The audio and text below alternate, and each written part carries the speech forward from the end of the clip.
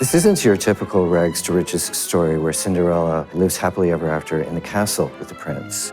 James Kjelke has decided to focus more on the transformative power of love, and that in fact love is found in the sharing of simple things. So the prince joins Cinderella in her garden for the wedding, and we find them at the end sitting in front of a fire with his head resting in her lap. Cinderella is pure-hearted. She too is hopeful. She is forgiving. She's not one to hold grudges. She has accepted her lot, the oppression and the injustice, but is unchanged by it. She hangs on to a vision of betterment and romantic fulfillment, and perhaps recognizing the value of a childlike heart, does not surrender it and is rewarded in the end.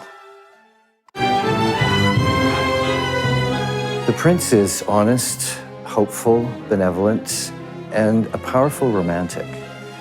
He gently uses his authority to exercise his vision and his desire for romantic fulfillment. He really is a true gentleman. In the original story, the stepmother wields power and is very oppressive and manipulative. James Kjelke has decided to present her as a hilarious character to further the levity, humor, and absurdity of the production.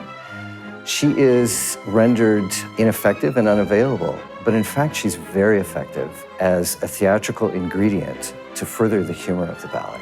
She's almost a pickled version of a cross between Kate Hepburn and Phyllis Diller.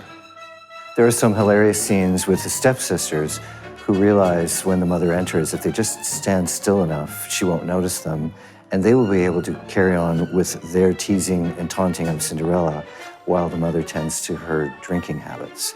The sisters also contribute a great deal of humor and absurdity to the production, one being the leader, the other being the follower, thinking her sister does everything perfectly and just trying to imitate, kind of like a young puppy dog following its owner around.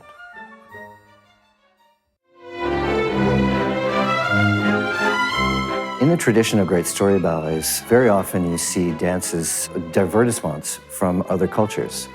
As the prince travels around the world, James has decided to reference this tradition by acknowledging dances and characters from Southern and Northern Europe, from Asia, and from Canada.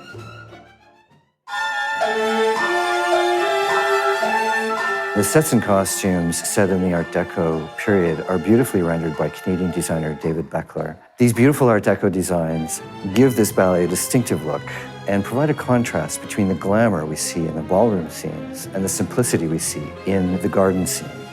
The effect is magical.